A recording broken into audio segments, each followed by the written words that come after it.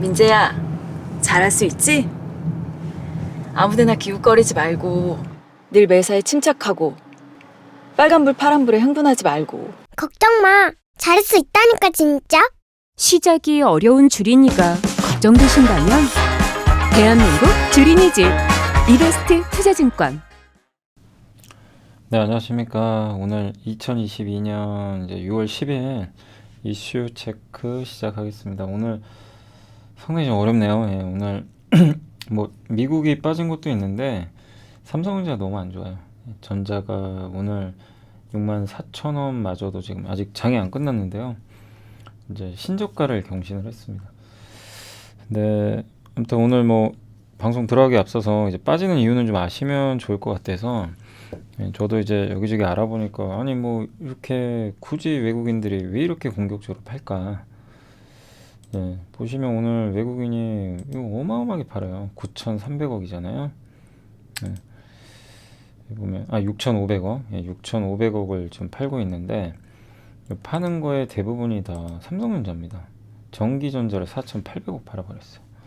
나머지는 뭐 이렇게 금융주 집중적으로 좀 팔고 있고 자동차는 좀 사고 있어요. 조선주하고 좀 그런 상황인데, 거기에 대해서 이제 뭐 말씀을 드리면 요게 원인인 것 같아요. 이게 모건 스탠리가 뭐 저도 이제 요걸 좀 받긴 받았는데, 모건 스탠리가 어제 나온 보고서입니다. 어제 2022년 6월 9일 밤 9시에, 예, 영어로 돼 있으니까 이제 좀 해석을 해드리면, 메모리 리포트 디맨드가 수요죠. 수요 가뭄이다. 이런 얘기가 좀 나왔고, 그러니까 최근에 좀 체크를 해본 걸로는 뭐 칩이 이제 약간 어디 빠져가지고 수용을 하고 있다는 거예요.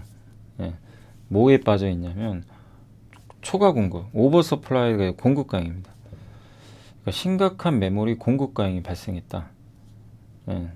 최근에 이제 모건 스탠리가 뭐 어디에 체크했는지 제가 잘 모르겠는데, 근데 이거는 우리나라 애널리스트 시각하고 되게 다르죠. 우리 한국의 애널리스트는 대부분 공급은 준다, 공급은 안 늘고 수요가 지금 부진하잖아요. 거기에 대해서 강조를 했는데, 모건 스탠리는 공급 과잉이래요. 오버 서플라이. 그래서 이제 moving goods has become extremely 뭐 이거 아무튼 제가 뭐 영어 발음을 할 건 아니고, 그러니까 이게 뭐냐면 이제 너무 많은 재고가 여기저기 있어가지고, 그러니까 메모리 재고가 많다는 얘기예요. 그래서 이 메모리가 이제 출하가 잘 안 된다는 거죠. 예. 그러니까 메모리 업체 삼성전자, 하이닉스가 메모리를 이제 출하를 해서 이게 각각의 업체들한테 보낼 거 아니에요. 지금 그 이제 고객사들이 재고가 너무 많으니까 이게 지금 잘 안 되고 있다, 이런 얘기인 것 같고, 이건 결국 올해 4분기 있죠. 2022년 4분기 실적하고 디램 가격에 영향을 줄 수 있다, 이런 내용이고, 그래서 뭐냐면 인내심이 좀 필요하다고 지금 써 있어요. 인내심이 필요하고, 그 사이클, 그러니까 디램 사이클이 돌아서기 위해서는, 예, 인내심이 좀 필요하다. 그러니까 지금은 이제 공급 과잉 상태고 수요는 부족하고, 그래서 이게 돌아설 때까지는 시간이 좀 많이 걸릴 것 같다. 그래서 하이닉스 목표 주가를 13만 원에서 12만 원으로 낮췄고요. 삼성전자를 8만 원으로 낮췄어요. 목표 주가를. 그래서 물론 뭐 지금 가격보다 높지만, 요 보고서 영향, 물론 이제 이 보고서 영향이라고 100% 말씀은 제가 못 드려요.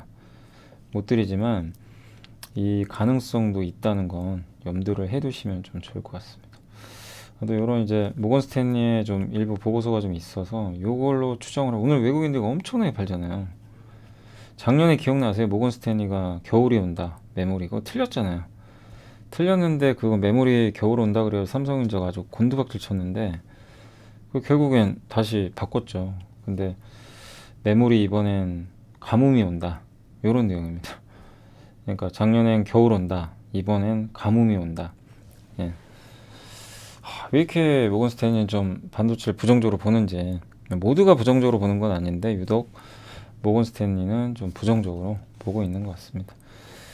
아무튼 좀 그런 내용, 뭐 그러니까 제가 말씀드리고 싶은 건 요거 때문이라고는 단정은 못 지어요.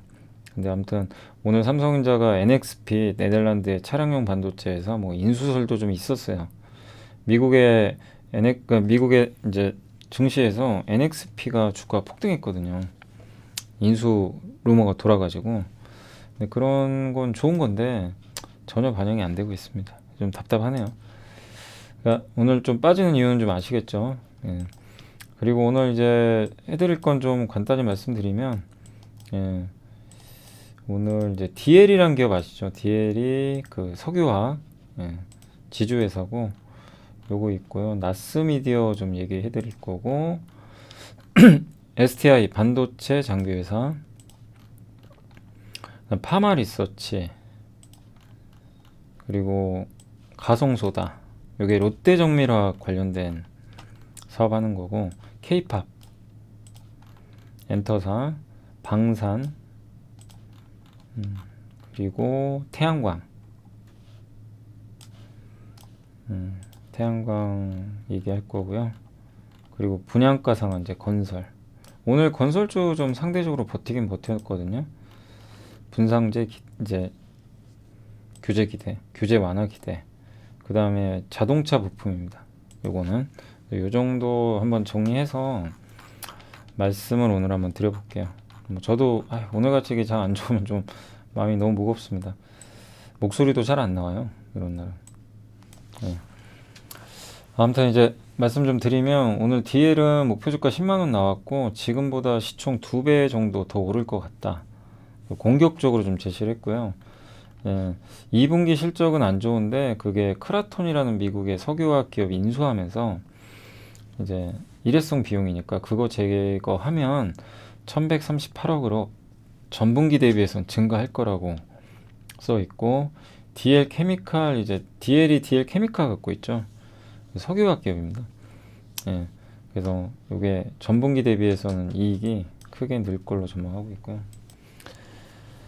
그래서 이제 사실 이 DL 케미칼이 하는 사업이 뭐냐면 주력 제품이 PB라고 있어요. PB가 뭐냐면 오일 첨가제예요.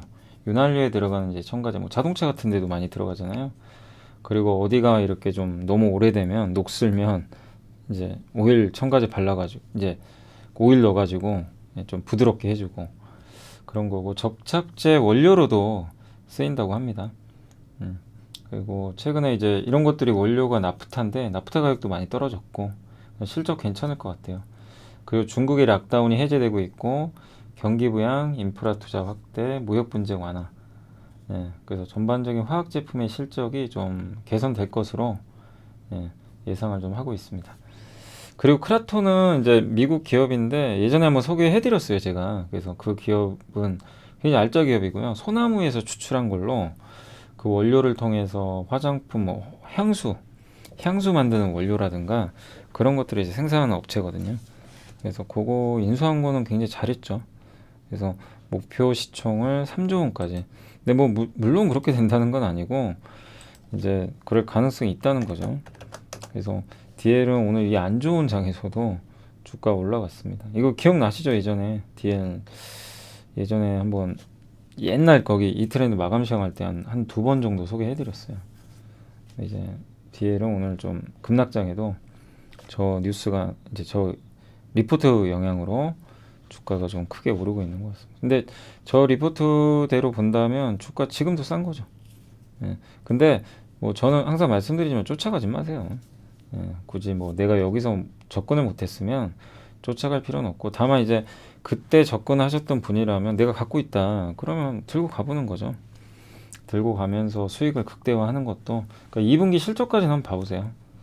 2분기 실적 발표 7월 말이나 8월에 하니까 이제 그때 판단하면 돼요. 근데 만약에 주가가 또 빠져서 내려온다면 뭐 여기 요 정도 최근 저점에서는 또 나쁘진 않겠죠. 근데 그리고 DL은 워낙 많이 빠졌어요, 진짜. 그러니까 차라리 올해는 이런 게 더 날 수도 있는 게 작년에 엄청 빠졌거든요. 빠진 기업 중에 이제 돌리는 거니까 이런 기업들은 올해 좀 다크호스가 될 수 있고, 그리고 되게 싸요. 퍼 4배, PER 4배, 실적 좋아지고 모멘텀 있고, 그죠? 작년에 못 올랐고, 이런 기업은 뭐 괜찮죠, 사실. 이렇게 보시면 되겠고, 나스미디어도 작년부터 계속 빠집니다. 이 광고 쪽이 요새 안 좋고 목표주가 낮췄는데 지금 2분기, 그러니까 1분기 실적도 좋았고 실적은 되게 좋아요. 예, 모바일 광고라든가 또 노출형 그 동영상 광고 이런 것들 여전히 잘 나가고 있고 KD는 이제 KT 가입 고객들한테 문자를 보내요. 그럼 받으시면 그 클릭해서 들어가면 이제 그 쇼핑몰로 연결이 돼가지고 좀 싸게 구매할 수 있게 해주는 그런 이제 광고인데 요게 거래액이 좀 꾸준히 늘고 있다는 것 같고 IPTV에도 광고가 들어가거든요. 뭐 많은 분들이 요새 IPTV 많이 보죠. 거기에 들어가는 광고 이런 것들이 도입되면서 실적도 개선될 것 같다. 그리고 지하철에 동영상 광고 같은 거 있죠. 5개 광고 이런 거. 그 여러분들 뭐 보면 요즘에 택시 타면 택시에도 이게 광고 딱 앞에 딱 붙여 있잖아요. 동영상 광고 뭐 그런 것들을 뜻하는 것 같은데 이런 것들도 신규 수주 그러니까 지하철 동영상 광고 신규 수주도 반영이 될 거라고 합니다. 그 연간 실적 추정치는 소폭 상향했지만 기존 목표 주가와의 괴리율이 좀 높아져 가지고 목표 주가를 좀 그 하향 조정할 것으로 예, 일단 나와 있습니다. 그래서 뭐냐면 이게 실적이 나쁘거나 뭐가 아니라 주가가 좀 빠져가지고 괴리율이 너무 목표가랑 현재가랑 너무 괴리가 크잖아요. 그러면은 이거는 규정상 목표 주가를 낮춰야 돼요. 그래서 퍼 9.3배로 저평가되어 있는데 지금 광고 회사들이 다 주가가 좋지는 않습니다. 근데 오늘 올랐는데 너무 싼 건 맞죠. 진짜 싸죠. 보통 13배 받던 기업인데. 그래서 이제 바닥은 좀 찍었으리라고 생각하고 광고 기획사들이 제일 기획이 제일 좋았어요. 근데 이제 이건 좀 올라서 빠지고 있고 이노션이 제일 못 올랐죠. 이노션은 이제 빠지진 않는데 아직까지는 뭔가 좀 아쉬운 그런 모습인 것 같습니다. STI는 잘 아시죠? 우리 워낙 공부 많이 해봤으니까 KB증권에서 오늘 자료 나왔고 CCSS가 반도체 공장 딱 이제 설비 딱 들어가면 그 가스 주입 장치예요. 각 공정에 가스가 많이 들어가잖아요. 그런 것들을 이제 그 주입할 수 있는 뭐 파이프 같은 거죠. 예를 들면 그런 걸 만드는 핵심 업체고 삼성이 투자할 때 가장 먼저 들어가는 겁니다.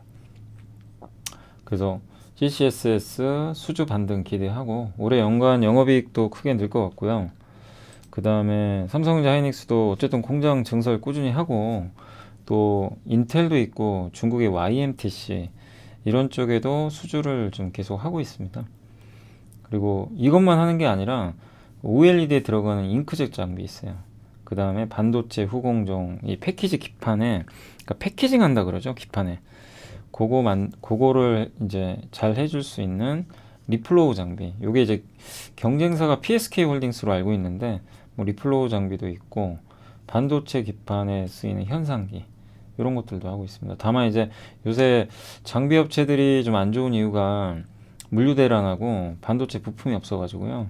장비가 제대로 지금 생산이 안 되고 이게 발주해서 생산해가지고 이제 뭐 예를 들면 삼성전자에 납품할 때까지 시간이 너무 오래 걸려요.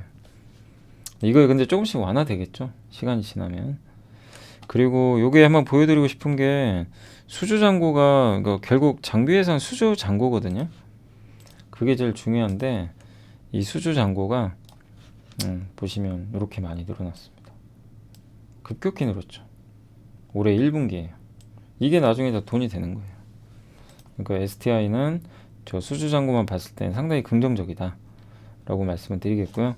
그 다음 파마 리서치는 일단 요거는 지금 좀 더 관망은 해보세요. 뭐 아직은 적극적으로 뭐 이렇게 매수를 하거나 그럴 건 아닌 것 같고 제가 읽어보니까 왜냐면 목표 주가는 11만원 유지를 했는데 그러니까 굉장히 긍정적인 보고서 맞아요. 리쥬란이 광고 지금 TV 광고 들어갔거든요. 인지도도 많이 올라갔고 리쥬란 HB 플러스 이게 이제 좀 통증이 덜한 걸로 제가 알고 있거든요. 근데 요게 이제 출시가 됐는데 그 시술할 때 2번 시술이 필요하대요. 그러니까 매출액이 그만큼 더 많이 나오겠죠. 콘주라는 이제 무릎 관절 이제 주사 놔서 치료하는 거고 이것도 괜찮고 그 다음에 의료기기 사업이 이제 고성장하고 화장품 사업 국내외 확장도 되고 리엔톡스는 보톡스입니다. 그래서 국내 판매 허가로 올해에도 가파른 실적이 예상된다. 그렇지만 올해 이익 추정치를 낮췄어요. 그러니까 요게 좀 아쉬운 거죠. 왜?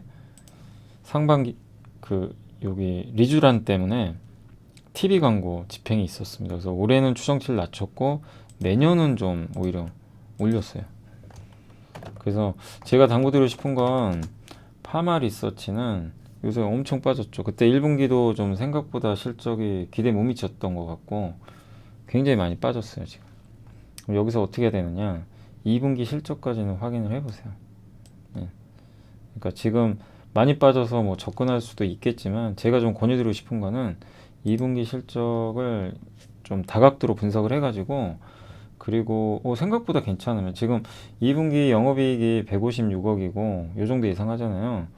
근데 2분기 실적이 저 정도 나와야 돼요. 그 이상. 그걸 보셔야 됩니다. 그러면 이제 실적에 대한 리스크가 완화되면서 주가 올라가겠죠. 또. 그러니까 급할 거 없습니다. 그래서 보유하시는 분들도 지금 팔 필요는 없고, 지금은 뭐 이미 내려왔기 때문에 보유하시고, 내가 이걸 좀 접근하려고 하시는 분들은 조금만 더 기다리세요. 급할 거 전혀 없어요. 그래서 7월 말이나 8월에 발표할 거예요. 그때까지 한 달 정도 남았으니까 여유 있게 계속 좀 관심은 가지세요. 그리고 또 보고서 나오면 제가 또 소개해 드릴 테니까 실적을, 왜냐면 지금 김한경 연구원님이 올해 영업이익 추정치를 낮춰버렸어요. 그러니까 이건 그렇게 좋은 신호는 아니잖아요. 그래서 무턱대고 들어가지 마시고 여유를 가지고 한번, 왜 제가 이거 오늘 왜 소개시켜 드렸냐면, 일단 워낙 파마 리서치도 워낙 개인 투자분들이 좋아하는 기업이고 또 많이 빠져서 한번 소개를 해드리는 거고, 그 다음에 어떤 보고서를 볼 때 내용이 아무리 좋아도요, 그 핵심을 잘 캐치해 내셔야 돼요. 요게 핵심이에요. 주가가 빠진 이유, 마케팅비를 많이 써가지고 인건비도 많이 들 거 아니에요. 올해는 실적이 가믹하면요, 그러니까 투자들이 용납을 안 해요. 너무 인색해요. 그래서 이제 저렇게 된 겁니다. 그러면 저런 이유 때문에 빠졌으면 실적이 예상보다 잘 나오면 반전이 나오는 거죠. 그러니까 그거를 이제 우리가 추적을 해야 돼요. 그냥 에이 좋아지겠지, 뭐 이렇게 빠졌는데 설마 더 빠지겠어, 이게 아니에요. 절대 그러지 마시고 확인하고 이럴 때는 대응을 하자. 그런 말씀 드릴게요. 자, 그래서 기업은 오늘 요 정도 뭐 말씀을 좀 드리겠고, 가성소다 가격이 좀 많이 올라가고 있대요. 그래서 주요 수요처가 펄프인데 펄프 가격이 좀 많이 올랐어요. 그래서 펄프 대표 회사가 무림 PMP, 그리고 여기에 이제 가성소다가 쓰이고, 또 알루미늄의 원재료죠, 알루미나. 요게 이제 가격이 좀 최근에 많이 떨어지긴 했는데 수요가 없어서라기보다는 증설을 많이 했나 봐요. 그래서 가격 압박이 좀 있었다. 증설을 했다는 건 알루미나가 앞으로 많이 생산된다는 얘기고, 이게 많이 생산되면 그 원료가 가성소다입니다. 그죠? 그럼 가성소다는 더 많은 매출이 나올 수가 있겠죠. 그래서 가성소다 가격이 최근에 톤당 730달러까지 올라갔대요. 그래서 2017년도 그때 좀 호황기 때보다도 가격이 되게 높다고 합니다. 근데 우리나라 내수 가격은 그렇게 높지가 않아요. 백강산업의 가성소다 이제 제품 가격이 킬로그램당 532원으로 18년도에 최고치였는데 그때보다 좀 밑에 있어요. 그러니까 국제 가격은 그때보다 높은데 내수 가격은 훨씬 밑에 있는 거죠. 그래서 내수 가격도 좀 가격이 전가되지 않을까 하는 그런 기대감이 있는 것 같습니다. 롯데정밀, 백강산업 등이 수혜를 받을 수 있으니까 한번 좀 지켜보자는 그런 의견인 것 같아요. 그래서 우리 뭐 롯데정밀은 공부 많이 해봤죠. 그래서 좀 아직까지는 긍정적인 것 같고요. 그 다음에 요즘에 뭐 K-팝 관련주도 워낙 세죠. 하이브만 참 못 가는 것 같아요. 하이브가 일단 BTS 불확실성 때문인 것 같아요. 예, 군입대에 대한. 근데 오늘 이제 앨범 나오거든요. 앨범 나오긴 하는데 뭐 당연히 잘 나가겠죠. 예. 근데 그게 주가에 영향을 많이 준다기보다는 어떻게 좀 군대 불확실성이 좀 해결되는 게 우선순위인 것 같습니다. 아직 정부에서 결론을 안 낸 것 같아서 그렇고, 이제 다른 뭐 JYP나 이쪽은 많이 올라갔는데 아무튼 K-팝 음반 판매량이 엄청나요. 올해도 나오면 그냥 쭉쭉 팔려요. 그러니까 우리나라 K-팝은 어마어마합니다. 예, 이명웅 씨 대부분 좋아하시더라고요. 예, 이명웅 씨도 워낙 인기가 많으시고, 세븐틴, 뭐 투모로우 바이 투게더, 예, 여기가 하이브 소속입니다. 다 여기가 하이브예요. 그래서 하이브가 제일 많이 팔았어요. 주가는 안 가요. 아이러니하죠. 그리고 공연 매출도 늘고 있고, 그리고 아티스트별로는 BTS가 2분기에 좀 많이 팔릴 것 같고요. 그래서 좋다. CJ ENM도 괜찮아요. 엔터 사업 하니까. 그래서 여전히 지표만 봤을 때는 엔터사들의 그 모멘텀은 충분한데, 다만 이제 저는 말씀드리고 싶은 게 엔터 좋죠. 좋은데 밸류가 싸질 않아요. 그래서 저는 항상 강조드리는 게 밸류가 쌀 때 들어가셔야 됩니다. 그러니까 JYP도 절대 싸진 않고요. SM, YG. 그래서 충분한 가격 조정이 있을 때 그때 접근하실 걸 원해드리고, 아무리 좋은 지표가 나와도 지금은 좀 그냥 관망하는 게 저는 오히려 낫다. 예. 항상 안정적으로 이걸 좀 투자를 하시는 게 좋아요. 예. 아무리 좋은 기업도 비쌀 때 사면은 뭐 수익 내기 어려우니까. 그리고 신한금융의 이동훈 연구소 방산 좋죠. 방산도 그 지금 전쟁이 장기화되고 지금 계속 국방기 증액하잖아요. 뭐 이게 독일도 그렇고 군비 지출이 늘어날 수밖에 없어요. 유럽 같은 경우 특히. 또 핀란드가 나토 가입하면 군비 증강하겠죠. 그 다음에 이제 우크라이나 쪽에 지원하는 무기, 무기를 지원하다 보니까 무기가 부족하니까 또 요거를 채워 넣어야 되고, 긴장감이 늘어나니까 제3지역 군사력 확보. 그래서 이제 이 주변 환경이 방산업종한테는 되게 유리하게 가는 것 같고요.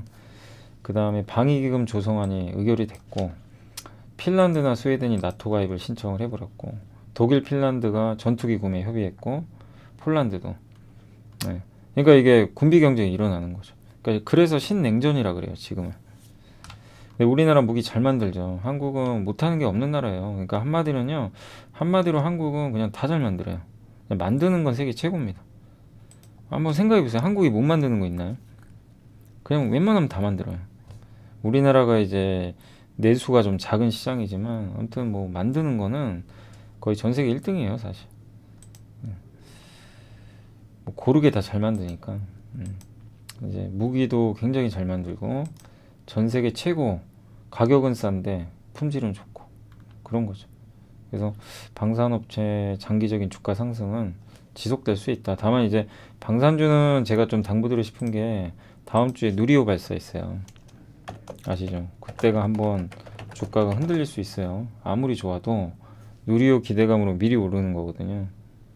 네. 성공을 해도 빠질 수가 있습니다. 왜? 먼저 선반영했으니까. 근데 이렇게 보세요. 누리호가 만약에 성공을 해주면 진짜 중요합니다. 꼭 성공해야 되고, 성공을 하면요 8월 3일 날 그 달 탐사선이 또 발사돼요. 이게 연결이 돼요. 그래서 이번에 만약에 누리호 발사해서 주가가 뭐 어쨌든 성공해도 한번 빠질 수 있는데, 또 빠지더라도 너무 겁먹지 마시고 그 8월 3일에 또 달 탐사선까지 연결이 됩니다. 그 스케줄은 꼭 잘 한번 기억은 해두세요. 예, 그게 예정이 돼 있다고 하니까. 그리고 현대차증권의 이제 강동진 연구원님이 자료를 일단 적어주셨는데 태양광입니다. 그래서 미국, 이건 저번에도 한번 제가 소개해드렸죠. 이런 이제 태양광 관련해 가지고. 그래서 태양광 패널 동남아 4개국 미국이 수입하는 거에 대해서 2년간 면제하는 내용의 대통령령을 발표를 했고, 미국 내 태양광 패널 등의 생산 확대를 위해서 국방물자 생산법을 발동을 했습니다. 국방물자 생산법이 뭐냐면은 요게 이제 그 미국이 이제 어떤 물품을 이제 수입을 할 때 이제 자국의 이익이 이제 안보나 이런 것들 여기 나와 있죠. 국가 안보를 위해서 필요하다고 판단되면 그냥 우선 조달할 수 있는 거예요.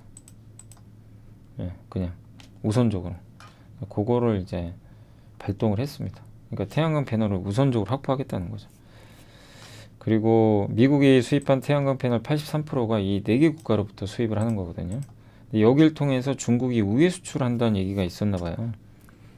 그래서 조사를 해왔는데 아무튼 여기에 대해서 관세 부과를 2년 동안 면제한다고 합니다. 그러면 이제 중국도 뭐 이렇게 우회해가지고 수출을 할 수도 있겠죠.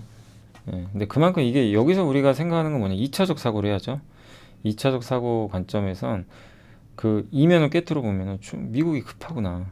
태양광 설치는 많이 해야 되는데 없어요. 부족해요, 패널이. 그러니까 어떻게 해서든 저거 확보하겠다는 거죠. 그래서 그 앨런 또 재무장관도 태양광 풍력 의존도 높여야 된다. 신재생. 예. 그래서 지금 이런 이제 그 수입에 대해서 좀 공격적으로 수입을 하겠다라는 이제 얘기가 나온 것 같아요. 이건 이제 우리나라 태양광 회사들한테도 긍정적이고 유럽의 알리파워 EU 계획 아시죠? 신재생 에너지 비율을 40에서 45% 늘리는 건데 2배 이상 설치 수요가 늘어날 수밖에 없고요. 그래서 OCI 수혜가 계속 예상이 됩니다. 특히 중국의 그 신장 위구르 지역에 폴리실리콘 생산 단지가 많은데 그 유럽 쪽에서 거기 규제한다는 얘기가 또 나왔나 봐요. 이제 OCI한테는 긍정적일 수 있고요. 하나솔루션도 미국의 태양광 이제 모듈 수입이 증가를 하게 되면 뭐 경쟁 심화 우려도 있지만 미국 1등 기업이고 또 말레이시아 통해서 이렇게 모듈을 수출을 하고 있거든요. 그러니까 수혜를 받는 거죠. 그래서 성장에 따른 뭐 과실은 받을 수 있을 것 같습니다. 아, 여기 갑자기 이제 비 온다 그래가지고 여기 위에서 방송이 나왔네요. 자, 그래서 하나솔루션 어쨌든 미국 1위 사업자로서의 긍정적인 미국이 저렇게 공격적으로 한다면 가장 수혜를 크게 받을 것 같고 현대에너지솔루션은 이제 유럽 쪽 경쟁 심화 우려가 낮아졌다는 점에서 좀 긍정적이다라는 그런 멘트니까 참고하시면 좋겠습니다. 다만 이제 이런 좋은 내용들이 있으니까 주가가 다들 많이 올랐잖아요, 최근에. 네, 많이 올랐어요. 그래서 쫓아가지 말고 이건 보유자의 지금 몫입니다. 많이 올랐어요. 그러니까 뒤늦게 동참하지 마시고 반드시 또 눌림목 줘요. 내려옵니다. 그 타이밍을 한번 기다려 보시는 게 좋을 것 같습니다. 그리고 건설업종은 이제 이게 제일 중요한 게 분상제가 분양가 상한제가 가격 이제 이걸 막아놨잖아요. 그래서 좀 분양이 잘 안 되죠. 근데 요게 이제 좀 바뀔 수 있다고 하니까 그래서 지금 민법상 사단법인 조합은 이제 사단법인이거든요.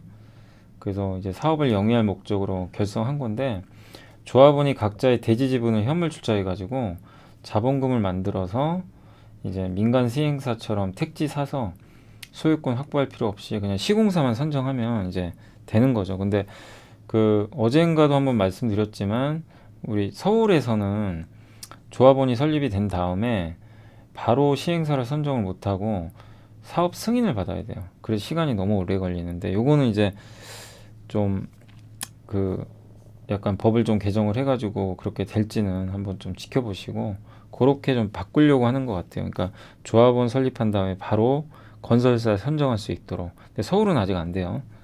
그게 바뀔 수 있는지 지켜보시고. 예. 그리고 모든 시행사가 그렇듯이 조합의 가장 큰 매출은 분양 매출이죠, 당연히. 그래서 분양 매출 늘리는 방법은 높게 지어가지고 비싸게 팔면 돼요. 그러니까 이중 핵심은 비싸게 파는 건데 높게 짓는 거는 이제 어느 정도 한계가 있으니까. 그래서 분양가 상한제는 이제 저걸 막아버린 거죠. 비싸게 파는 거를. 그죠? 그래서 우리나라 같은 경우는 지금 어떻게 보면 이제 분양가는 되게 낮고 그 뭐죠? 주변 시세는 되게 높잖아요. 이 차이가 엄청나죠, 사실. 그래서 최근에 이제 그런 부분들 때문에 분양이 잘 안 되죠. 아니, 그 분양을 이제 뒤로 미루는 경우들도 많이 있죠. 예, 조합원들도 분양가가 이제 높을 때 수익을 많이 내니까. 그래서 예, 요거에 대한 이제 평가 기준을 좀 바꾸려고 하는 것 같아요. 그래서 지금 여기 보면 서울권의 정비사업재 공급이 지연되는 이유는 분양가를 지금 확정짓지 못했기 때문으로 좀 보고 있는 것 같습니다. 예. 그래서 거기에 대한 부분들이 이제 좀 그 뭐죠? 국토부 장관이 아마 원희룡 장관이 아마 조만간 발표를 할 것 같아요. 6월 중에 분상제 관련해 가지고.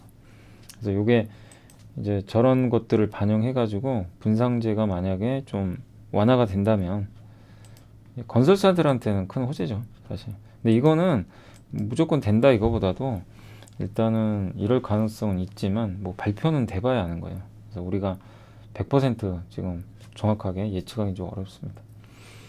예. 그래서 어쨌든 건설사들이 연초에 악재들 뭐 이런 건자재 가격 뭐 이런 것들 때문에 굉장히 주가 안 좋았는데 지금 더 나쁠 건 없다. 이미 다 빠질 건 빠져가지고요. 그래서 건설주 비중은 늘려보자 라는 그런 의견인 것 같습니다. 최근에 목재 가격이 많이 떨어져가지고 원가 부담도 좀 완화될 수는 있어요. 그래서 건설업종들이 워낙 좀 그동안 많이 빠졌는데 오늘은 예, 오랜만에 올라가죠. 진짜 많이 빠졌어요. 그냥 힘없이 다 밀려버렸습니다. 근데 오늘 오르는 거는 이제 저런 거에 대한 기대감이 좀 일부 붙는 것 같고요. 그리고 그 요새 DL건설이 저번에 한번 소개해드렸죠. 그 수주 공시기가 어마어마하더라고요, 최근에. 참 주가는 안 가긴 안 가는데 수주는 어쨌든 많이 늘어났으니까. 다만 이번 1분기 실적이 너무 안 좋았어요. 그래서 그냥 빠졌는데 수주 공시가 이번에 며칠 만에 아까 보니까 1조 원? 1조 원 가까이 돼요. 예, 6월에만 총 5개. 그래서 좋은 모멘텀 좀 받고 있으니까 보유하신 분들은 일단은 좀 잘 보유해 보세요. 자, 그리고 이제 마지막으로 올해 하반기 자동차 부품 전망인데 이게 좀 중요한 내용 같아서 다시 한번 좀 소개해 드릴게요. 예전에 한번 소개해 드렸던 것도 같은데 삼성증권의 이문영 연구원님이고, 자, 이거는 글로벌 자동차 수요가 9,560만 대를 고점으로 좀 감소세를 보이고 있는데 작년에 7,700만 대였고 글로벌 자동차 수요는 어쨌든 이제 꺾입니다. 그러니까 양적 성장은 끝났어요. 예, 내연기관 전기차 합쳐서 이젠 예전처럼 엄청 고성장할 시기는 아니에요. 예, 옛날에는 진짜 많이 성장했죠. 예, 그래서 양적 성장 시대는 종료됐다. 그래서 완성차가 괜찮은 거예요. 완성차는 단가 올리면 되거든요. 그리고 전기차가 더 비싸요. 전기차 많이 팔면 나중에 더 좋아요. 왜? 비용도 절감되고 단가는 비싸요. 그리고 온라인 판매할 수 있어요. 포드 CEO도 이제 앞으로 전기차 온라인으로 하고 싶다. 테슬라 온라인으로 판매하잖아요. 딜러망 없이. 예. 그러니까 딜러망을 통하지 않으면 딜러들에게 인센티브를 안 주니까. 그러니까 우리나라 같은 경우는 뭐 무조건 뭐 딜러를 통해서 하는 건 아닌데 미국은 무조건 딜러 통해서 해야 됩니다. 그게 다 비용이잖아요. 근데 이제 그럴 부분이 좀 줄어들 수 있다. 이런 내용이고, 그리고 이제 이건 이문영 연구원님 생각이니까 뭐 만도 한온 시스템 한국타이어 갖고 계신 분들이 아 이것만 보고 아 이젠 팔아야지 그렇게 생각하지 마시고, 만도 유지용 연구원님은 만도 엄청 좋게 보잖아요. 생각은 다 달라요. 그러니까 누가 맞나 안 맞냐는 알 수는 없어요. 근데 어쨌든 여기 보고서에선 이문영 연구원님은 만도 한온 시스템 한국타이어에 대해서는 좀 보수적으로 보고 있다.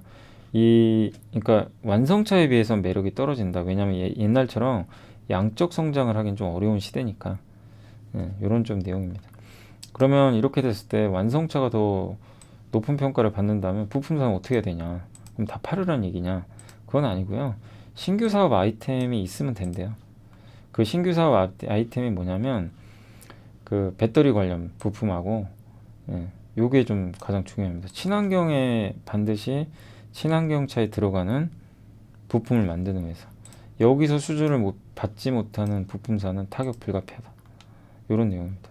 그래서 배터리 관련 시스템 부품은 배터리 모듈, BMS, 그 다음에 배터리 K, 그 다음에 그 배터리 팩 등으로 좀 분류를 한다고 합니다.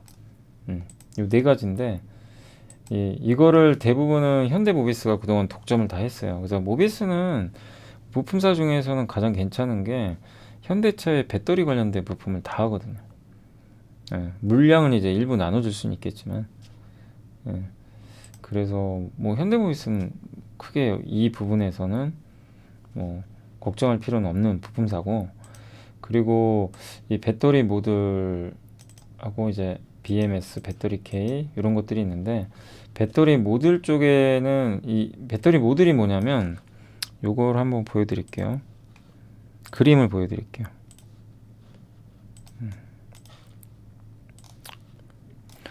이게 배터리 셀이 각각의 하나하나의 요거 보이시죠? 배터리를 셀이라 그래요. 하나하나.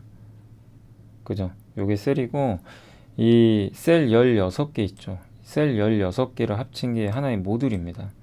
그리고 이 모듈을 10개 만든 게 팩이에요. 요 하나가. 여기 들어가는 거예요. 그래서. 이해되세요? 이렇게, 그러니까 셀, 모듈, 팩. 근데 이게 앞으로 공정이요. 이 모듈을 건너뛰는 공정이 좀 앞으로 완성차 업체들이 채택할 가능성이 높은 게 셀 투 팩 방식인데, 이렇게 되면 뭐가 어떤 게 좋냐면 원가가 줄어들어요. 이걸 건너뛰어버리는 겁니다. 그럼 배터리 모듈을 만드는 회사들은 좀 안 좋을 수도 있어요. 수익성이. 그래서 여기 나와 있죠. 배터리 모듈은 그 부가가치가 높진 않다고 합니다. 셀 투 팩 방식. 물론 이것도 해요. 셀도 필요해요. 셀, 모듈, 팩 다 필요한데 일단 나중에 이게 원가 절감 차원에서 셀 투 팩 방식으로 간다면 모듈의 중요성은 떨어질 수 있다는 거. 그거는 염두를 한번 해두세요. 그 다음 배터리 케이스 있죠. 케이스. 배터리 케이스는 제가 요거를 배터리 케이스를 안 적어놨군요. 네, 케이스는 이제 모듈을 적재하는 거죠. 그래서 알루미늄 같은 게 들어가고요. 요걸 하는 회사가 성유 하이텍, 화신, 동희. 화신이 이런 사업 하고 있어요. 누가 물어보신 것 같은데 성우 하이텍, 화신, 동희 요 세 기업이 지금 하고 있고 기아 EV6는 성우 하이텍이 수주를 했고요. 배터리 BMS는 뭐냐면 배터리 관리, 배터리 이제 그 회로를 이제 관리해주는 여기 나와 있죠. 그래서 과부하 상태, 열전도 이런 것들을 감지해서 배터리를 안정적으로 이제 운영해주는 시스템이고 요걸 하는 회사는 현대모비스와 SL 요걸 하고 있고 현대모비스는 이제 CATL과 함께 셀투팩 아까 말씀드렸죠. 모듈 건너뛰고 바로 팩으로 가는 거. 이거 기술 개발을 진행 중이라고 합니다. 그래서 이렇게 되면 현대모비스 뭐 다 관여하는 거죠. 그래서 이 중에서 BMS랑 BSA를 이제 담당하는 배터리 팩 요 회사들의 가치가 높을 수 있다. 여기 관련된 회사가 현대모비스하고 SL이에요. 그래서 현대모비스 이제 전동화 매출은 앞으로 12조 원까지 늘어나는데 이게 AS 사업부가 알짜잖아요. 요거 매출 넘을 걸로 보고 있습니다. 그래서 요즘에 이문영 연구원님이 현대모비스도 그거 올렸죠. 목표 주가도 올렸고 저 전동화 매출이 늘어날 걸로 보고 있는 것 같아요. 그래서 좀 긍정적으로 바라보고 있는 것 같습니다. 그리고 이게 케이스는 요거예요. 이게 성우 하이텍이 만드는 배터리 케이스입니다. 요거 알루미늄 돼 있죠. 화신도 하고 있고 이렇게 돼 있고 그 다음에 BMS가 이거예요. 배터리 관리. 요거는 이제 현대모비스가 하고 있고요. 여기 반도체 같은 게 들어가죠. 이렇게 일단 보시면 되겠습니다. 자, 그리고 이제 한 가지 더 있는 게 저도 이건 처음 이제 알았는데 센터그릴과 센서라고. 센터그릴이 뭐냐면 요거예요. 이건 아예 그림을 보여드리는 게 더 나은 것 같아요. 요거 여기 앞에 요게 배출구죠. 여기 엔진 있죠. 엔진이 뜨거워지니까 열 배출해야 되잖아요. 그럼 여기서 열이 나오는 거죠. 내연기관차 이게 필요해요. 반드시. 뭣도 멋인데 전기차는 이게 필요 없어요. 사실 전기차는 여기 그냥 아무것도 없어도 돼요. 근데 전기차 보시면 이렇게 만들죠. 왜요? 멋이에요. 멋. 미관상. 그리고 이게 컨셉카인데 여기 보면 이제 이렇게 이런 걸로 대체하는 거죠. 왜 이걸 말씀드리냐면 저 센터 그릴이 LED 등으로 바뀌어요. 전기차에서 LED 칩이 포함된 대형 전기차. 물론 뭐 모든 차가 그런다는 건 아닌데 그러면 차량용 헤드램프 만드는 회사인 현대모비스가 SL은 저기 LED 칩을 또 넣어가지고 매출이 더 늘어나겠죠. 그러니까 그릴이 없어지고 센터 그릴에 LED 칩 헤드램프가 들어가 버려요. 근데 저도 이것 좀 보면서 생각해 본 게 그러면 서울 반도체한테도 좋은 거 아닌가? 왜냐면 더 늘어날 거 아니에요. 근데 이건 그냥 저의 좀 내피셜이에요. 서울 반도체 진짜 너무 많이 빠져가지고. 근데 만약에 저렇게 된다면 서울 반도체한테도 나쁠 건 아니죠. 왜냐면 LED 등이 들어가잖아요. 지금 이 자동차에. 근데 만약에 센터 그릴에 LED로 다 바뀐다. 그러면 좀 더 들어가겠죠. 이거 보고서에 나온 건 아닌데 그냥 혼자 한번 상상은 해본 겁니다.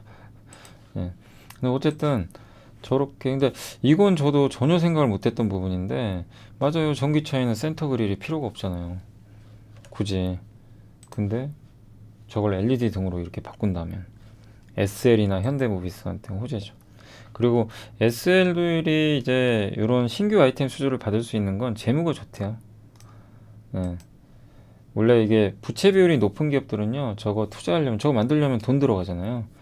증자해야 되는데, 저번에 성우 하이텍도 말씀드렸죠. 증자할 가능성 일부 있다. 근데 이제 SL은 그럴 가능성 높지 않다고 합니다. 재무가 좋아서. 현대모비스도 재무가 당연히 좋고. 그래서 현대모비스와 SL로, 그러니까 이문영 연구원님이 이 두 개로 좀 압축해서 보자는 의견인 것 같아요. SL하고 전기차 시대에도 꾸준히 수혜받을 수 있는 기업이다. 네, 그런 내용입니다. 네, 아무튼 이문영 연구원님의 생각이 맞는지 안 맞는지 우리는 몰라요. 그러니까 무조건 맞습니다, 틀립니다 이런 얘기를 하자는 게 아니라 이런 아이디어도 있다는 거 생각하시면 좋을 것 같습니다. 아무튼 저 센터 그릴은 되게 좀 신선했던 것 같습니다. 자, 아무튼 이제 오늘 여기까지 좀 말씀을 드리고 싶고, 그리고 얼마 전에 미래에셋증권에서 그 반도체 보고서가 나왔는데 되게 어렵더라고요. 저도 읽어봐도 김영건 연구원님이 이 반도체 보고서를 하나 쓴 게 있거든요. 네, 진짜 어려워요. 제가 읽어봤는데 공부를 한다고 이게 뭐 다 되는 것도 아니고 어렵긴 어렵더라고요. 근데 요 표 한번 좀 보여드릴게요. 요 표 잠깐만요. 여기 있네요. 요게 핵심이에요. 요게 여기 나온 게 뭐냐면 이제 요 표에도 나와 있지만 GAA 방식 뭐 이런 거 많이 들어보셨죠? 게이트 올 어라운드. 예. 그 다음에 애칭이 이제 시각, 그냥 EUV 적용. 이런 게 이제 앞으로 트렌드인데 GAA 방식으로 가게 되면은 이런 기업들이 수혜를 받는다는 얘기입니다. 특히 장비 쪽에서 가장 수혜받는 업체가 주성 엔지니어링. ALD 장비, 원자 증착 장비를 많이 쓸 거고요. 이 보고서에서 솔브레인을 되게 강조하더라고요. 이 두 개를. 그 소재 업종에서는 솔브레인, 한솔케미칼을 굉장히 강조를 했어요. 왜냐하면 이걸 제거해야 되거든요. 식각 공정에서 이 소재들을 없애야 돼요. 그럴 때 저게 필요하다고 합니다. 근데 요거를 요 소재가 저 애칭, 그러니까 식각 공정에서 쓰이는 소재가 뭐냐면 과산화순소하고 과산화수소를 한솔케미칼이 만들고요. 그 다음에 그 뭐죠? 갑자기 기억이 안 나네요. HF라고 그거를 이제 솔브레인이 만듭니다. 예, 그 소재를. 그 한국말로 뭐 있는데 갑자기 생각이 안 납니다. HF 한번 검색해 보세요. 아무튼 이제 그게 솔브레인이 만들고 있고, 그 다음에 이제 앞으로 EUV로 갈 거 아니에요. GAA 하기 위해서는 EUV로 가야 되는데 그거를 지금 도전하고 있는 업체들. SNS텍하고 FS텍은 지금 EUV 이런 장비나 이런 거 좀 만들려고 해요. 하는데 지금 그게 쉽게 되는 게 아니에요. 그래서 꼭 성공하길 바라고, 지금 아직은 이제 뭐 100% 개발은 아니다 보니까 주가 좀 부진하지만 저게 성공만 해지면 뭐 굉장히 좋은 모멘텀이 나오겠죠. 그래서 이런 관련된 산업 중장기적으로 이런 소자가 발전, 그러니까 방향이 좀 바뀌면서 수혜를 받는 기업들 몇 개 이렇게 제시해 드렸으니까 이 보고서에서. 근데 이 보고서에서 제일 강조한 거는 그냥 제 느낌이에요. 제가 이게 읽어본 걸로는 솔브레인을 좀 많이 강조하더라고요. 솔브레인, 한솔케미칼, 주성 엔지니어링, 그런 느낌을 좀 받긴 받았습니다. 자, 아무튼 여기까지 좀 해드리고요. 그리고 이제 마지막으로 오늘 증시가 아직 끝나진 않았는데 아까 삼성전자 말씀드린 대로 전자에 대한 좀 불확실성 아까 보여드렸죠. 그 처음에 모건 스탠리 그 보고서 영향으로 그것 때문일 가능성이 좀 높긴 높아요.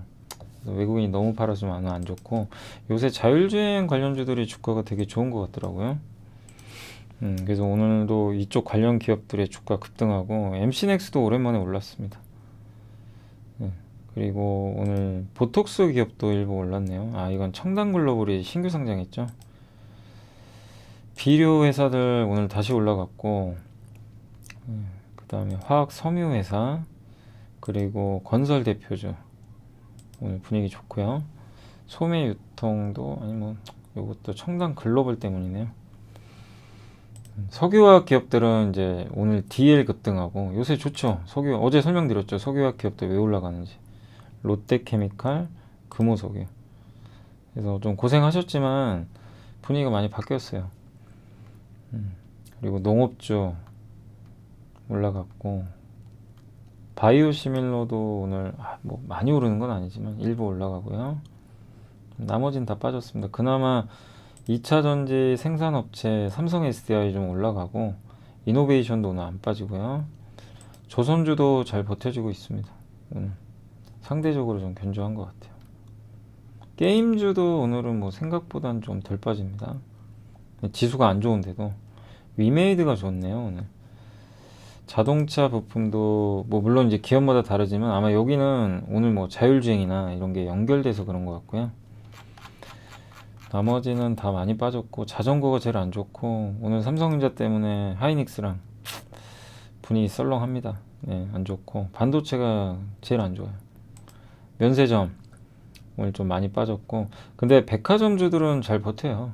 신세계 매출도 좋았고 백화점은 괜찮은 것 같고 항공주도 여전히 부진하고 제주항공이 다시 무너지고 있고요.